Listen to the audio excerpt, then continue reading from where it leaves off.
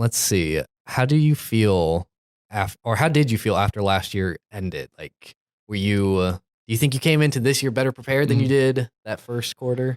So, short answer is yes. I wanted to do a ton of writing over the summer, get done like the first 2 units. That didn't happen.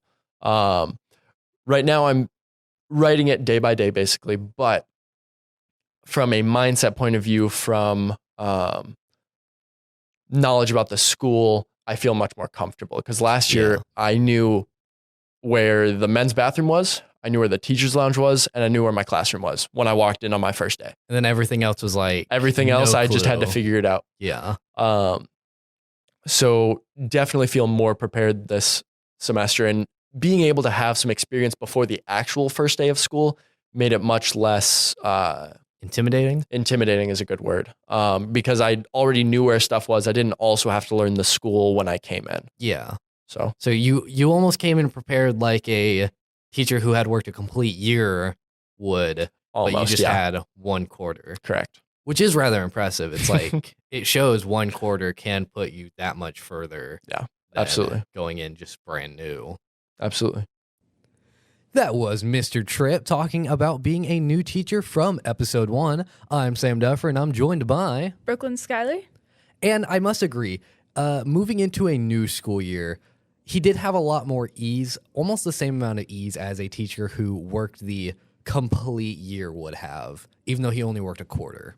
Yeah, but I definitely think that, like, with only working a quarter, you really don't get to know your students as much, and you don't know what they've learned in the past. So you're really, like, kind of going in without any knowledge of what you're doing. You are going in blind because you're taking over for another teacher most of the time if you move into right at, like, just 1 quarter.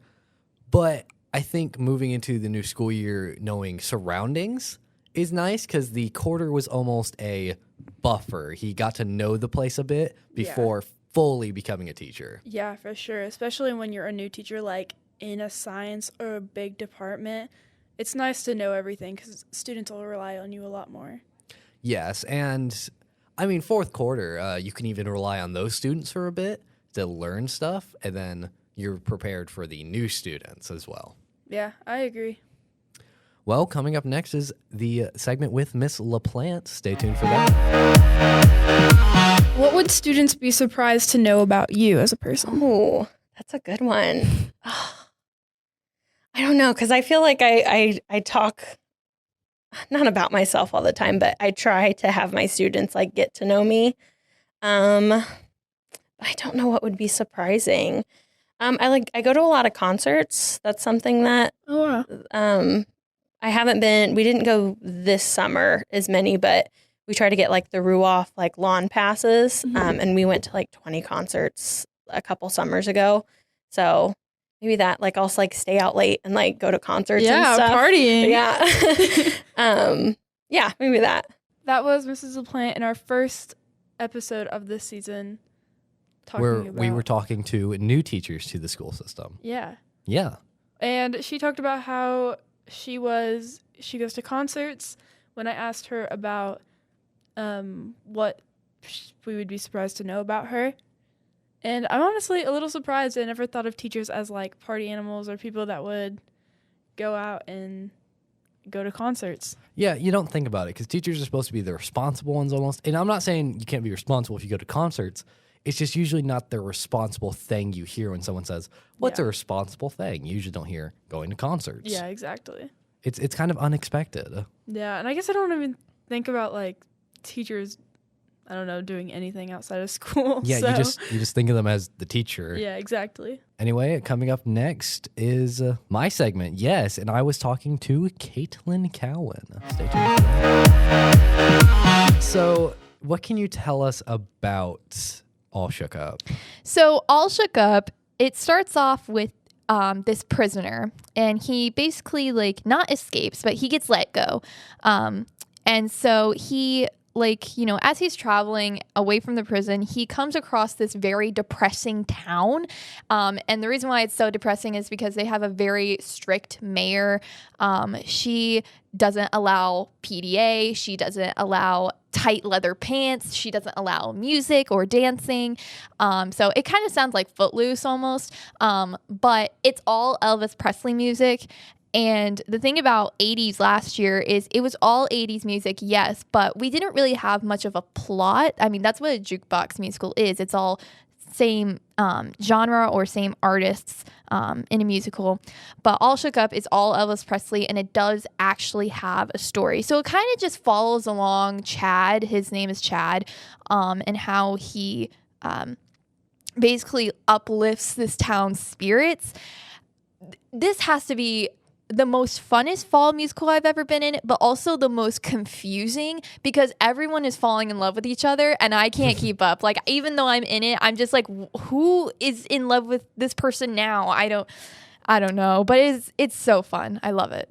So essentially it's Footloose, but his name's Chad and it's Elvis themed. Yeah. That's what I'm hearing here. Yeah, basically. That was Caitlin Cowan talking about theater from episode 6. And I myself attended the All Shook Up performance. I was there all 3 nights, and I even bought the DVD of the performance. Wow, that is very dedicated. I did not get to go see this one. I did go see the last one, though. So you did not go attend All Shook Up. You should have attended it. I know. I really wanted to, but I think I was just out of, Pendleton. You were when out of that Pendleton was at the there, time? That is unfortunate. But, we do have the DVD now, so Yeah, maybe sometime true. you'll get to see it. True. And I do agree. There was a lot of ties to Footloose as they're bringing music to a town that it's forbidden. So, I mean, that's like the basic plot of Footloose in a way. And it also has ties to Elvis as it's his music, kind of his style, the 50s. And Chad, the main character, is just so much he's just Elvis, essentially. Fun fact, but I only watched Footloose for the first time, last year. Really? Oh, yeah. And I thought it was such a good movie. I really liked it. But I did not know that, Elvis would be such a big thing in a high school. It just didn't occur to me that people would listen to music from such a long time ago. I mean, yeah. I mean, Elvis is a very famous musician. Back to All Shook Up with the weird love directions everyone went in. I do agree. It was kind of construed where you couldn't tell who was in love with who. But eventually you do kind of figure it out towards the end, especially when it's established who gets with who. You know what it sounds like? What does it sound like? Greek mythology. I guess it does. It I really guess does. I will give it to you. Anyway, coming up next is Brooklyn Talking with Miss B. Stay tuned for that.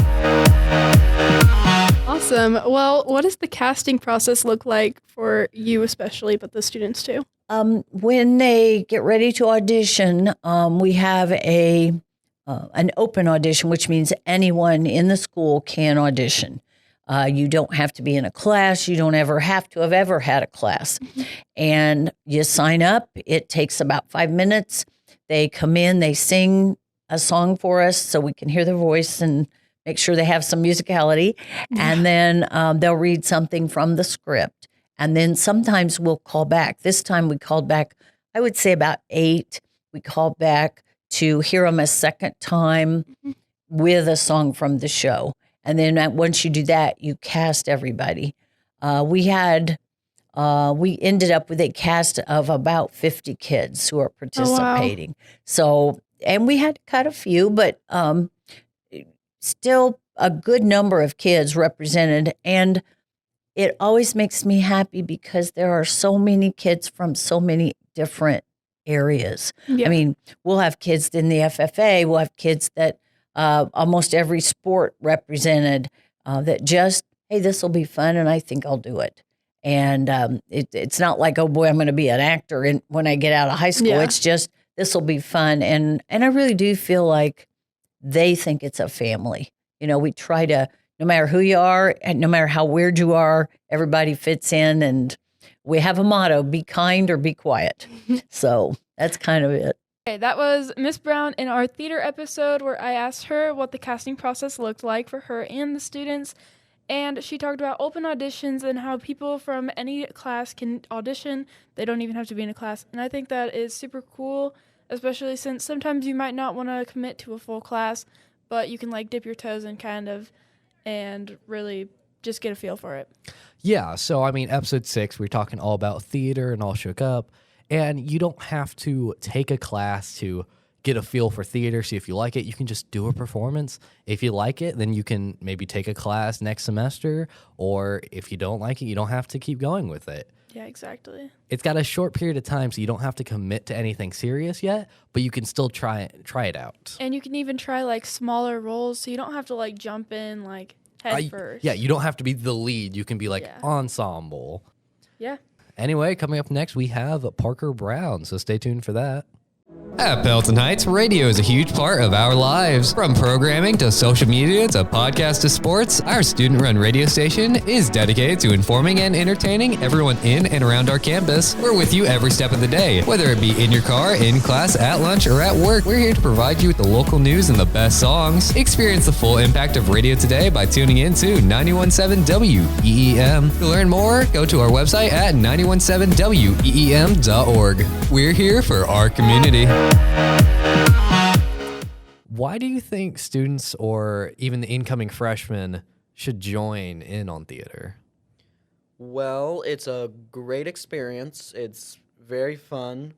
There's something for everyone there. It's not, like I said, just acting and singing, which, I mean, there's still an aspect of that there. Yeah. So people who do like to act and sing can come, act, sing, have fun with that. But there's also the construction side of it, where you're having to build the sets and building things such as the bar that I mentioned, or there's also the lighting aspect. So if someone wants to look more into a technical side, like electrician, like someone interested in that, or someone interested in just a hands-on job, it's a great place for that. There's also the sound and the just great sense of community there is. Everyone's pretty friendly and welcoming there, so it's a great place to be and hang out and just enjoy your time. Yeah. So, yeah.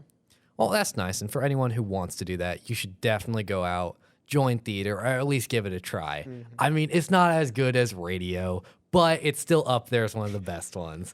Well, that might be my bias speaking a little there. Yeah. That was Parker Brown from the theater episode of episode 6. And I do agree, Sam, I am a little biased, but radio is better. Now, Parker talked about it's engaging for the freshmen and other students to join in on theater as they get into multiple aspects of it's not just singing and dancing and acting, unless you're into that, but there's also construction, which is always fun. There's sound work and there's lighting. And then there's just a great sense of community within the theater.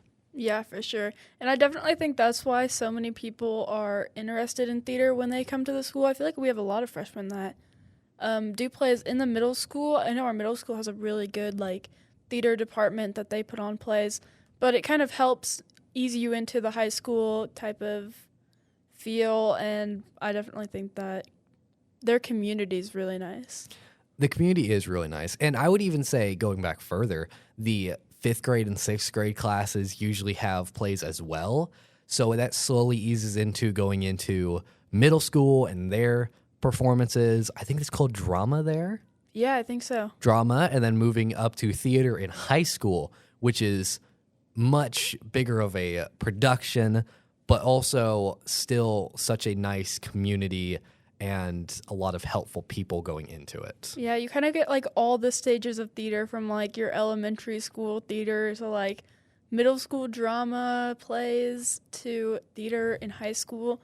You kind of get like the full experience, which is really cool. Yeah, you could be in theater from like 5th grade all the way to your senior year. That's about 11 years. That's crazy. Sorry, 7 years. I can't do math. That's a constant theme. I can't do math. 7 years of theater. And you could even take that out into the world with you because there's so many skills in theater that you can use outside of it. Yeah. Coming up next, we have Daniel being interviewed by Brooklyn. Stay tuned for that. How do you guys prepare for a play? What's that look like?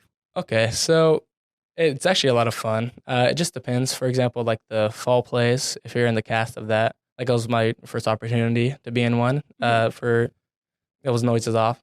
What you do originally is after the cast list comes out, if you got casted, you go do a cold read around a table and just read through it with the cast and get comfortable with everyone. And then this goes for musicals too now. Basically, it's like you start doing rehearsals and you learn a lot of your music. And then when you learn your music, then you start staging it.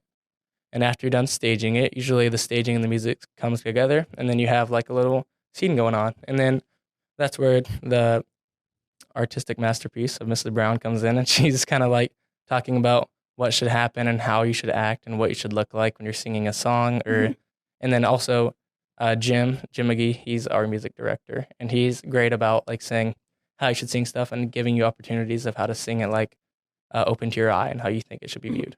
Daniel in our theater episode also, and when I asked him about the preparing for a play, he talked about cold reads, rehearsing, learning the music, practicing on stage, appearances, and then stage direction. So there's a lot that goes into these plays that you wouldn't really think about. Yeah, it's not just like, oh, you practice your lines and you go up on stage. No, it's a long process where you have to do all these things to be ready to play your part, and you have to get into character, and it's a much longer process that takes more time and effort than most people give it credit for. And most people don't think about how much like these theater kids or the people that are even in the plays are actually doing a lot of the backstage stuff too. So that could put even more time on their hands. Yeah, they're doing stuff backstage. Like sometimes they help build the sets. They're helping to paint. They're helping to move stuff around behind the scenes when they're not on stage that moment. Yeah. Up next. Yeah. Up next is Mr. Stevens from episode 7. So stay tuned for that. What are some of the differences between the French culture and English culture? One thing is our culture tends to be a lot louder than France. It's not uncommon to see people talking really close to each other because people don't want other people to understand or hear what they're talking about. And here we have and this is not, of course, not true for every person. Yeah. But in general, people here tend to talk a little bit louder, talk a little bit further apart from each other. That's one difference. Something else, when it comes to eating and food, French people tend to spread out their meals and they eat for a longer period of time because they also view it as a social time. It's a time to talk to your friends, talk to your family, whoever you're eating with. Here, it can be a thing if you eat, like at school lunch, 30 minutes, you eat. Yes, you're with your friends, but it's like pretty quick. Yeah. French students, they have a lot longer. They can have an hour or longer for lunch. They have 5-course meals sometimes in their schools. So that's a difference. Also, grading-wise, like in school, the grading system's out of 20, and there's no letter grades. A 10 out of 20 is passing, and there is a lot more emphasis on more difficult tests. Like in a lot of tests, there's a written portion and a speaking portion. So here, maybe a speaking portion may just be for a language class. Yeah. But in France, they have to be able to defend their thoughts and basically do spoken essays in almost all of their classes. So those are just some differences. Yeah, it's almost like the speech class we have here, where you have to make a defense and defend your point of view and such. Yep, and something that students have to take in France is philosophy. And that's something a class, if a school has it, it's just an elective. But in France, it's something that people have to take because philosophy is a big deal in France. I believe that, honestly. I wouldn't know it personally. I've never been, but I do believe that would be a big portion of their school system and culture and such. That was Mr. Stevens for episode 7 with the language teachers. And he talked about how Americans are generally louder when having a conversation as compared to the French, where they talk closer together, they talk quieter, they don't want people to hear them. I guess we do talk, not really, I guess. We do talk a lot louder. Yeah, for sure. And further apart. We don't have our heads like next to each other. We're very loud people. Honestly, I do remember I took a world languages class. Who knows how long ago? It was in middle school. Yeah. Mr. Stevens talked about like personal space really isn't like a huge thing in France and French-speaking countries, and I don't think I'd be able to live there. Like, I need my personal space. Yeah. It's like there is no personal space. There is no bubble. Everyone's like right on top of each other to talk. Again, he mentioned they have longer lunches as well. That's another social time for them to all talk. And to think that they can be like going up an hour of talking while we just have like 30 minutes That's crazy. for lunch. I don't want a long lunch. That would be nice. I don't know. I feel like I feel like having a long lunch, you just feel like the day goes on for so long. Probably, but it also has longer time to actually eat, so you're not feeling rushed to True. eat. And then he mentioned there are different grading scale, which it's on a 20-point scale, and like a 10 out of 20 is passing. That is crazy. Here, a 10 out of 20 is equivalent almost to an F, which would be failing. That's a failing grade here. I would pass so many classes if I had that grading scale. I know no one would ever, well, I'm not going to say no one, but Yeah. a lot of people People would in not France. fail. That's They'd true. fail. I guess they do. I mean, Well, only if they're getting 10 out of 20s. I guess they're probably getting higher, though. yeah, true. Anyway, coming up next, we have Brooklyn talking with the German exchange teachers who were here back in the fall. Stay tuned for that. So what is some things that you've noticed like coming over here that are different from German normality life? Are you talking about difference in school or difference in culture? Either or. Well, in school life, it's quite different here. In Germany, we have many more classes every year and a different schedule every day. Oh, wow. And I think the greatest difference for the students is that they have to change. They don't change their room every lesson. It's the teachers who walk to the students. Oh, wow. And so we are running around the whole day and not Yeah. the students. Is it kind of nice having to stay in one room instead of? I think for teachers, it must be really nice to be able to decorate your room and to welcome the students and then have the room for yourself again. Yeah. And then do you like have a homeroom or something like that? Or is it just every room is shared between teachers? Like the smaller grades, like grade 5, 6, and 7, they have their homeroom and they stay in their room and all the teachers go to their room. And on the grade 8 and 9 forward, they just run around in the building for every other lesson. Oh, wow. And we teachers, we have one big room where we meet during the breaks, and it's getting very noisy there. And everyone is talking, and I think that's one thing that's maybe a bit better in Germany. We can talk about the students. And Yeah. Gossip. Gossip, of course. No, we don't gossip about the students. Sure. Is there like a teacher in that room or someone has to keep quieting down all the other teachers, or you guys? Well, No. there is no one, but sometimes it might be helpful if there were someone. That'd be pretty funny if you had a teacher for the teachers.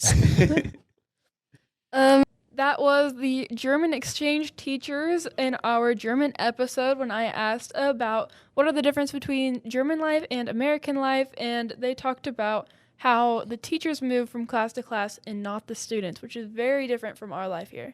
Yeah, so episode 7, the language episodes where we're talking to French, Spanish, German, and we were able to talk with the German exchange teachers, and just that teachers move around to classrooms instead of having a designated classroom and students moving. It's the opposite here.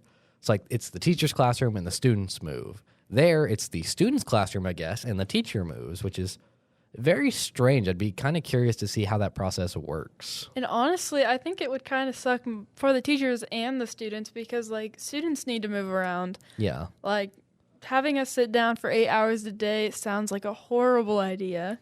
Yeah. And then the teachers not having, like, a homeroom or a room to put all their stuff. And you won't get to decorate your homeroom, which sounds like it would be pretty boring. You don't get to decorate your classroom. You don't get to personalize it with just who you are. And then where do you keep extra materials? Does every room just have extra materials? I guess so. That would be interesting. Yeah, definitely.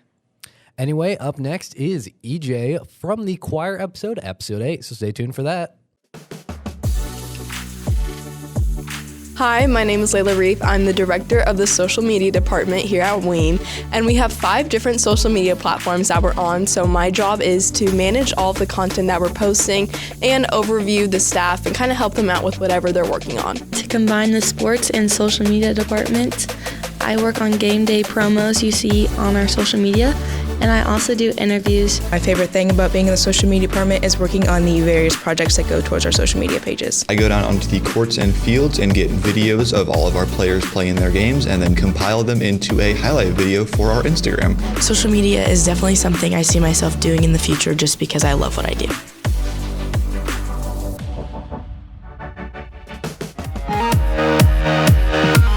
How involved are you in the choir outside of school? So like not just in school hours. Outside of school, well, do you mean rehearsals or me in general?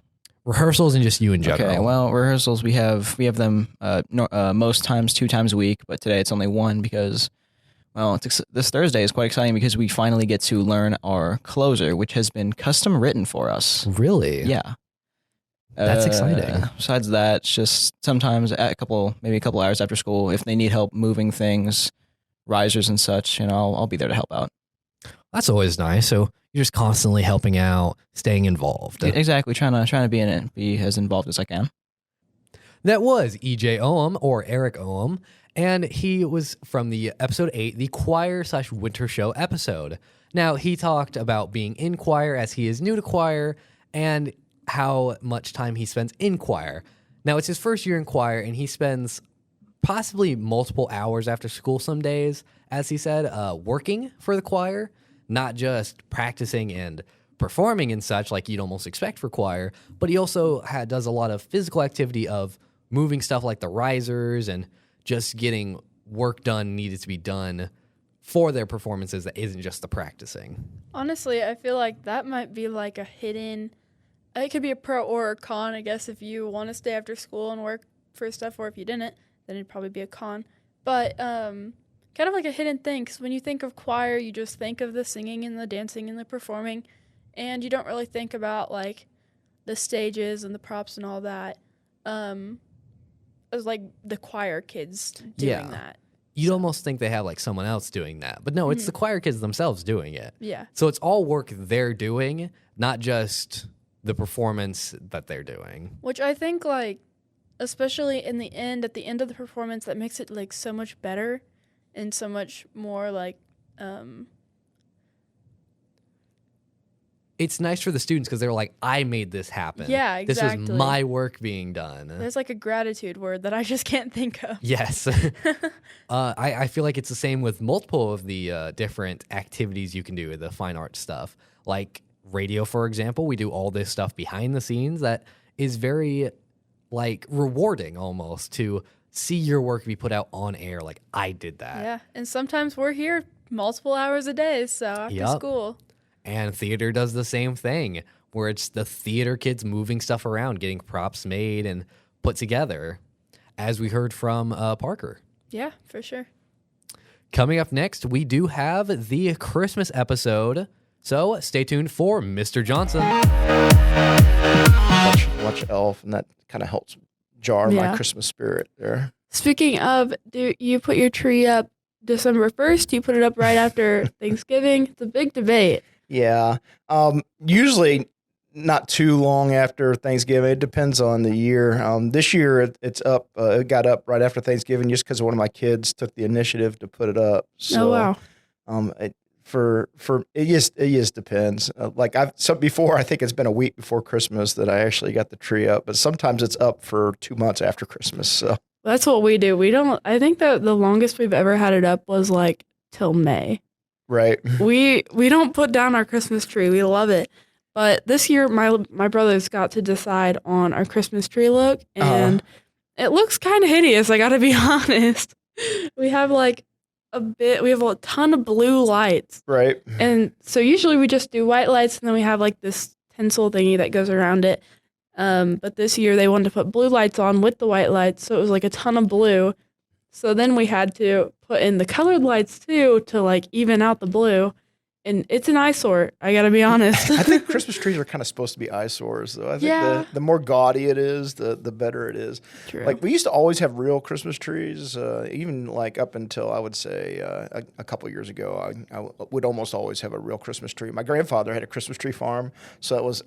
Speaking of tradition, that was one of the traditions we always had, is to go to my grandfather's and actually cut down a tree from the Christmas tree farm and then take it back home with us. But now I always the bad part about that is, of course, once it starts losing all its needles, then you have to get rid of it. But now that I have a fake tree, it's like I could just keep it up all year, I guess, if I wanted. But then I don't know if it'd be quite as special. So this year we have one of those trees that actually has lights built into it, but the lights stopped working. So even though it has lights built into it, we actually still had to put lights around it. Yeah, I feel like it's such a pain, but I mean, what can you do? Except for get a new tree, but it's easier to stick more lights around. Yeah, it, definitely. That was Mr. Johnson in our Christmas episode, and we talked about when do you put up your tree, because it is a huge debate if you put your tree up after Christmas, on the first day of Christmas, closer to Christmas, or even earlier than that. After Christmas? Do you mean before Christmas? I was about to say, do you mean after Thanksgiving? Oh, yeah. Because you went after Christmas. Who's putting up their tree after Christmas? Honestly, if I forgot to put my tree up, I would put it up after Christmas. You still got like 3 months that thing is valid. But then it's like, do you wake up Christmas and just walk around like nothing's happening? Yeah, or do you exactly. Like, in my opinion, you'd be like, you'd put it up Christmas Eve or Christmas if you forgot. I don't know. Not the day after. Print a picture. It's the same thing. Print a picture. But he talked about how Christmas trees are kind of supposed to be hideous. That's kind of like a family tradition. It's like a part of Christmas. It's a part of Christmas. It's like a tradition, I can't think of the word. I can't think of the word. I guess it would be a tradition. It's like a symbol. It's like a symbol for Christmas. A symbol it's the of hideous Christmas. trees. I would argue Christmas trees don't look hideous. They're supposed to be family oriented or style, if that's what you're going for. Mm-hmm. I guess if it looks kind of ugly, that's just it does. I don't know what to do about that, but I mean, our Christmas tree looked amazing the year before.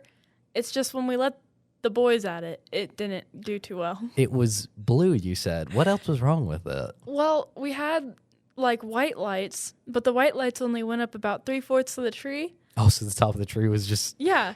And my brother thought that the solution was to put blue Christmas tree lights on the tree with it to even out. But then there's 1/4 of the tree that's only blue than the rest, and there's so much blue lights. So then we tried to even it out with the blue lights, so we put colored lights on there. So then it was a ton of blue, 3/4 white, and then colored lights. Yeah, no, that's just, it's a mess. It's a mess. We just took it down a few weeks ago, but... Yeah, I mean, yeah, no, it was a mess. Understandable. Up next is Mr. Elrod from episode 9, the Christmas episode, so stay tuned for that. Do you have a big Christmas dinner with your family? If we are together, yes. It might not necessarily be on Christmas, but my father-in-law for Thanksgiving for sure deep fries a turkey. Really? And so there's then also Christmas. We usually try to deep fry turkey. Best turkey ever, just deep frying it. But so I usually do that. And the last few years with kids, we usually have Christmas kind of lunch with my in-laws. Yeah. And we spend Christmas morning at our house, go to their house, go for lunch, then go to my parents' house up in South Bend. And then we usually have a Christmas dinner there. So that's a big few meals. Oh, yeah. Breakfast at our house, lunch at the in-laws, dinner at my parents' house. It's a lot of eating. Yeah, I believe it.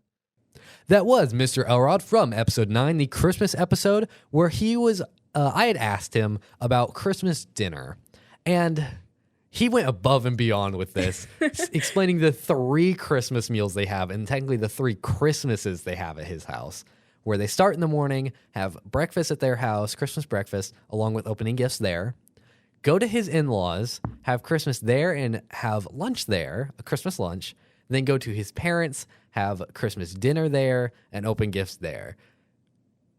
That is crazy. That is a very big Christmas meals. I can't just say meal, it's meals.